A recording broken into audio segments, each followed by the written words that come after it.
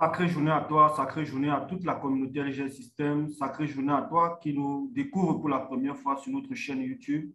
N'oublie pas de t'abonner, n'oublie pas de liker. Ici, César Moukouri, vous l'avez reconnu, c'est le grand futé. Bienvenue dans cette autre vidéo sur la crypto-monnaie. Alors ici, nous parlons non seulement crypto-monnaie, nous parlons blockchain, nous parlons tout ce qui a trait avec les nouvelles technologies. Alors, sans toutefois tarder, j'aimerais vous parler dans le cadre de ce tutoriel d'une notion, d'une expression que l'on a souvent l'habitude d'entendre autour de nous. Il s'agit des pépites. En fait, lorsqu'on parle de pépites dans la crypto-monnaie, il s'agit tout simplement de cet actif numérique qui n'est pas encore connu du grand public. Alors, l'avantage ici est de vous permettre d'attraper rapidement ces crypto-monnaies ou ces crypto-actifs-là et l'acquérir avant, n'est-ce pas, que le grand public ne soit au courant. Ici, l'avantage, c'est quoi? L'avantage principal ici, c'est de dire que vous avez la possibilité d'acquérir ces crypto-monnaies à des prix relativement faibles. Une fois que cela sera connu du grand public, alors ces crypto-monnaies prendra certainement de la valeur. Et à ce moment, vous ne serez plus dans la posture de l'acheteur, mais plutôt dans la posture du vendeur. Sans toutefois tarder, on va aller directement sur une plateforme que je vais vous présenter, BSC Scan. Alors, lorsqu'on va sur BSC Scan, on va donc cliquer sur BSC Scan. On a donc cette plateforme qui s'affiche. De quoi s'agit-il concrètement? Cette plateforme n'est que la blockchain de Binance. Comme vous voyez là, le nom de la blockchain, c'est Binance Smart Chain Explorer. Alors, c'est ici que sont recensées toutes les transactions effectuées via la blockchain de Binance. Toutes les transactions. Alors, qu'est-ce que vous devez faire? Première des choses, vous venez donc ici sur Token, vous voyez. Une fois que vous venez sur Token, vous descendez légèrement ici. Vous voyez View BP20 Transfer. Alors, je vais cliquer donc dessus. Une fois que je clique dessus, j'ai donc cette liste-ci. Cette liste-ci. Vous voyez, cette liste-ci. Cette liste-ci, en fait, c'est l'ensemble des transferts qui sont en train d'être effectués ou alors qui ont déjà été effectués. Voilà, vous voyez là, il y a 25 secondes, etc., etc. Bref, ce n'est pas le but de ce tutoriel. Alors, une fois donc que j'ai en face de moi cette liste-ci, qu'est-ce qui m'intéresse concrètement? Qu'est-ce qui m'intéresse? Alors, regardez ici, vous voyez token. Ici, vous voyez token. Vous voyez qu'ici, il y a un ensemble de tokens listés qui ont, n'est-ce pas, des noms. Mais lorsque l'on va défiler cette liste-ci, vous voyez, on a plein de crypto-monnaies. Vous vous rendez curieusement compte que ici, il n'y a pas de logo. Vous voyez là, ici, il n'y a pas de logo. Contrairement à ici, là, vous voyez un logo. Là, ici, vous voyez un logo. Là, vous voyez un logo. Là, vous voyez un logo. Or, ici, vous ne voyez pas de logo. Quand vous ne voyez pas de logo, c'est-à-dire quand c'est encore grisé, ça suppose que c'est une crypto-monnaie qui vient, n'est-ce pas, d'être listée. Tout simplement, qui vient fraîchement d'être listée. Alors, nous allons donc prendre au hasard. Bien évidemment, vous comprenez que j'ai pris au hasard parce que là, c'est le premier token qui n'a pas de logo. Donc, je vais donc prendre ce token-ci. C'est juste dans le cadre explicatif. Très bien. Alors, une fois que je suis ici, je vois donc que là, ça s'affiche là-bas, donc ça, c'est l'abréviation, n'est-ce pas, de cette crypto-monnaie. Je ne sais pas ce que c'est. Alors, je vais donc descendre légèrement. Une fois donc que je descends légèrement, je vois ici un ensemble de transactions effectuées sur ce token en question. Mais ce n'est pas ça qui m'intéresse pour l'instant. Ce qui m'intéresse, ce sont les holders. Donc, je viens ici sur holder. Une fois donc que je suis sur holder, je vais donc coulisser légèrement. Alors, de quoi s'agit-il concrètement? J'ai dit, je vais vous montrer là où vous retrouvez les tokens. Maintenant, je vais vous montrer sur 3 aspects sur lesquels vous devez vous appuyer avant de prendre une décision d'investissement lorsqu'il s'agit des pépites. Alors, première des choses, je vais dans Holder pour voir s'il y a présence des baleines, s'il y a une forte présence des baleines sur le marché. Alors, qu'est-ce que je fais? Je vais donc tout simplement coulisser. Je regarde ici cette adresse, on dit nulle adresse, etc., etc. Bref, ça, c'est une adresse qui est détenue par la structure, soit ça a été détruit, soit ça a été, etc.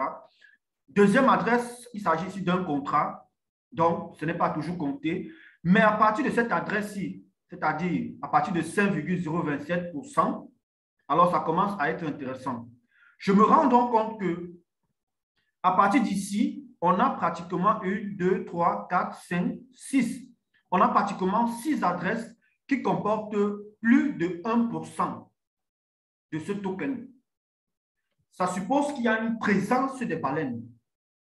Bien évidemment, pour une crypto-monnaie qui vient d'être listée, et qu'on se rend curieusement compte que nous avons, n'est-ce pas, des portefeuilles qui détiennent au-delà de 1%, ça suppose quand même que c'est assez énorme, c'est assez élevé.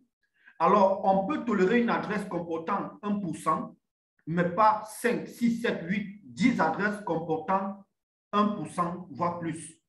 Pourquoi? Parce qu'une fois que vous allez dans cette crypto-monnaie-là, une fois que vous achetez cette crypto-monnaie-là ou ce token-là, alors qu'est-ce que les baleines feront tout simplement? Elles vont tout simplement libérer, n'est-ce pas, leurs jetons et vous allez plutôt en retour encaisser, n'est-ce pas, ce token-là. Et il y a donc de fortes chances que la forte présence des baleines entraîne donc l'écroulement ou l'effondrement de ce token. Donc, il faut chercher, n'est-ce pas, des pépites qui ont des taux relativement faibles. Tout simplement. Alors, lorsqu'on défile, on se rend donc compte qu'on a des taux relativement faibles. Donc, ce que nous allons faire, nous allons plutôt essayer de rentrer encore pour aller regarder si on peut trouver une autre pépite qui présente les caractéristiques que l'on souhaite. Donc, on va tout simplement coulisser. On va tout simplement coulisser. Là, je vois ceci, Ethereum classique. Je ne sais pas trop ce que c'est, mais ça doit être une nouvelle crypto qui vient d'être listée sur la Binance Smart Chain. Allons-y par simple curiosité. Par simple curiosité, nous on vient là sur Holder, vous connaissez déjà. Alors, je vais donc descendre. Très bien. Alors, voici un token en question qui vient d'être listé. Généralement, la première adresse, ça concerne la quantité de tokens qui reste encore à être, comment dire, acheté, tout simplement. Alors, lorsque l'on regarde donc, n'est-ce pas, c'est aussi, et je le précise, je l'ai pris au hasard. Vous voyez que là, les taux sont assez faibles. Ça veut dire que la majeure partie de ce token n'est pas détenue par des baleines. Tout simplement.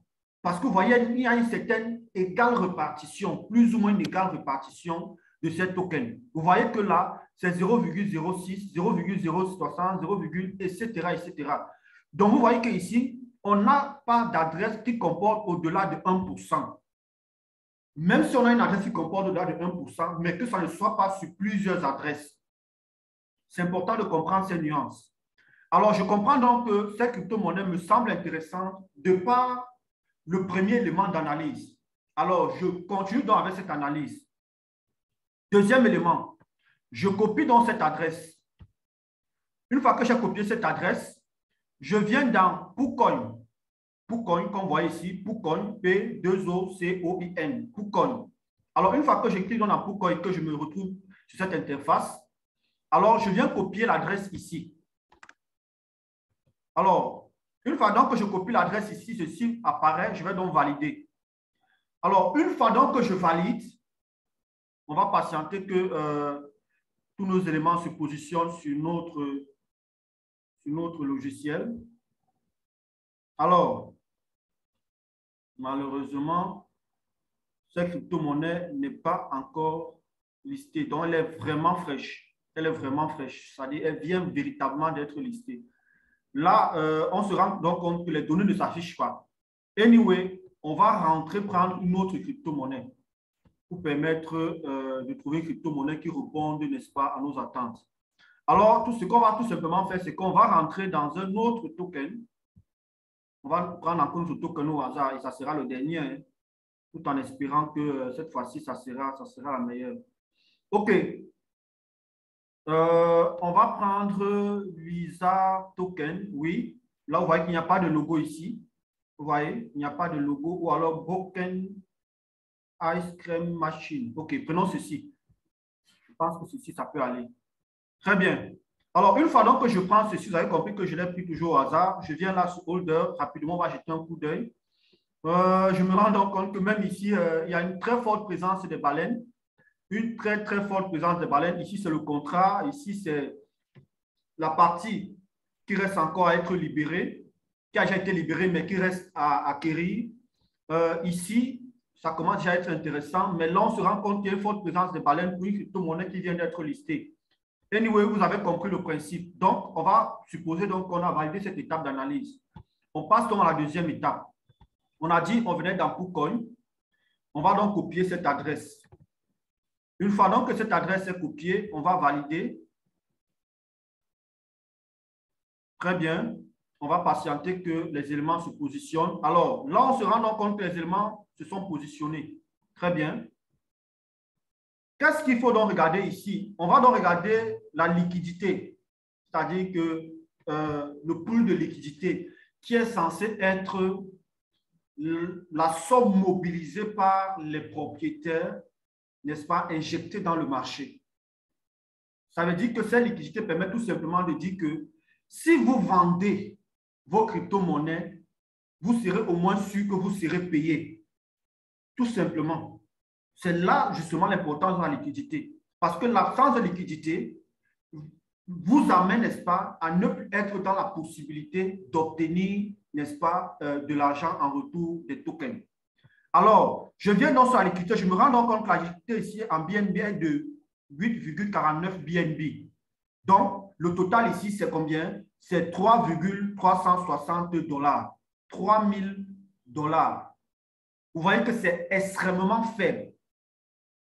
Donc, deuxième axe d'analyse, c'est que je vais regarder la liquidité. Est-ce qu'il y a suffisamment de liquidité? Moi, vraiment, je préfère rester rigoureux avec vous. Vous savez, pour ceux qui travaillent avec moi, vous savez que je suis très rigoureux en termes d'analyse. Je préfère que l'on accorde de l'importance à une pépite qui a déjà au moins 40 000 $ en termes de liquidité. 40 000 $ pour moi, je pense que des promoteurs qui ont pris de leur argent, ont mis dans un projet, ont fourni de la liquidité dans des protocoles, alors je pense que c'est quand même un token qui a envie de faire long feu. Parce qu'on ne débourse pas quand même 30, 40, 50 000 $ comme ça, on injecte dans un projet qui va scammer dans les secondes, dans les jours qui viennent aussi facilement. Je n'ai pas dit que le fait que ça ait 100 000 $ veut dire que ça ne peut pas scammer. Ce n'est pas ce que je dis. Mais ce que je sais tout simplement vous faire comprendre, c'est que plus la liquidité sera intéressante, mieux vous devez accorder de l'importance. Tout simplement. Et moi, je dis, mon barème, c'est au moins 30, 40, 50 000 $. En ce moment, tu peux attirer mon attention. Ça, c'était le deuxième aspect. Troisième aspect, je viens tout simplement un peu plus bas pour voir les transactions qui sont effectuées. Je me rends donc compte que les transactions ici, c'est-à-dire la fréquence des transactions effectuées, là, vous vous rendez compte que lorsque c'est en rouge, bien évidemment, on n'a plus besoin de vous expliquer, ça est tout simplement des ventes. Et quand c'est en vert, ce sont des achats. Qu'est-ce que vous observez ici? Vous voyez que là, on a une transaction qui s'est par exemple passée à 8h49, 8h49, 8h49, 8h49. Bref, il y a un ensemble d'opérations qui sont en train d'être effectuées en un intervalle de temps bien réduit. C'est un élément essentiel, c'est un élément important. Parce qu'imaginez-vous que vous lancez dans une crypto-monnaie, mais on vous dit que les transactions, par exemple, ont lieu tous les 1 heure, 2 heures, 3 heures de temps. Vous comprenez que vous n'avez rien à faire avec ce genre de crypto-monnaie. Mais là, on se rend quand même compte qu'il y a quand même une certaine fréquence de transactions intéressantes. Mais ne vous limitez pas là, ce n'est pas suffisant. Lorsque maintenant vous regardez un peu au début de cette crypto-monnaie, vous voyez qu'il y a eu massivement des acquisitions et subitement, à l'instant où cette vidéo est en train d'être tournée, vous vous rendez compte que, permettez que je remonte très bien, vous vous rendez compte qu'il y a des ventes, c'est-à-dire que là, par exemple, vous vous rendez compte qu'il y a déjà beaucoup de ventes ici. Vous voyez, ici, parce que là, nous sommes ici, à l'instant où nous tournons cette vidéo-là en direct, il y a massivement des ventes. Or, lorsque vous descendez plus bas, vous voyez qu'il y a massivement des achats. Ça veut dire qu'en ce moment, c'est une crypto-monnaie qu'il faut prendre du recul. Ça veut dire que c'est tellement les grosses baleines dont on a vu tout à l'heure, avec des taux assez élevés, sont en train de vendre les tokens quand vous êtes en train d'acheter. C'est important de comprendre ces nuances et je le précise encore. Donc, voilà donc les 3 axes qu'il faut tenir compte avant de prendre une décision d'investissement. Pour me résumer, lorsque vous voulez faire l'achat d'un token, premièrement, allez voir la présence des baleines. S'il y a une très forte présence des baleines, alors vous devez prendre du recul. Deuxième chose, nous avons dit qu'il faut regarder le pool de liquidité. Et pour voir le pool de liquidité, on allait dans PoolCoin. Et une fois que vous regardez le pool de liquidité, si vous vous rendez compte que le pool de liquidité est en deçà de 30, 40, 50 000 $, vraiment ne vous y intéressez pas. Pour l'instant, passez à autre chose. Et troisièmement, regardez le volume, la fréquence de transactions effectuées par minute, par seconde. Et surtout, soyez vigilants lorsque vous vous rendez compte que toute cette partie, autant pour moi, consacrée au volume, est en rouge. Parce que lorsque c'est en rouge, ça suppose que les baleines sont en train, n'est-ce pas, de vendre. Parce que dans une logique normale, pour une crypto-monnaie qui vient d'être listée, on ne doit pas être en train de vendre, mais on doit être en train de les acheter. Parce que c'est à ce moment que le nom pépite prend tout son sens. Mais si on a beaucoup de rouge que de vert, ou alors à un moment, on a beaucoup de vert, et à l'espace de quelques secondes, on a beaucoup de rouge, alors il faut prendre du recul. Donc, c'était tout dans le cadre de cette vidéo. J'espère que vous avez compris le but de cette vidéo. J'espère que cette vidéo va véritablement vous aider dans la manière d'analyser des pépites. Je mets bien l'accent sur les pépites. Là, je ne parle pas de crypto-monnaie parce que pour analyser crypto-monnaie, il faut encore aller un peu plus loin. Et même dans les pépites, il faut encore aller plus loin parce que là, à ce moment, on va vous parler par exemple de la consultation des supports pour essayer de voir cette pépite-là. Est-ce qu'elle a un site? Est-ce qu'elle a une page Telegram, YouTube, etc., etc., pour essayer, n'est-ce pas, d'aller recueillir des informations pour entrer en possession du livre blanc et de la feuille de route. Donc, il y a plusieurs autres éléments, mais je voulais mettre en évidence 3 axes ce matin, ce jour et dans ce tutoriel, à savoir la présence des baleines, le pool de liquidité et la fréquence de transactions par minute, par heure, etc. qu'il faut tenir compte. Donc, c'était tout. Merci à vous. N'oubliez pas de vous abonner, n'oubliez pas de partager, n'oubliez pas de liker et n'oubliez pas surtout d'activer la cloche de notification pour rester toujours à la une de nos publications. Ici, c'était le Grand Futé. Ciao, portez-vous bien. Merci.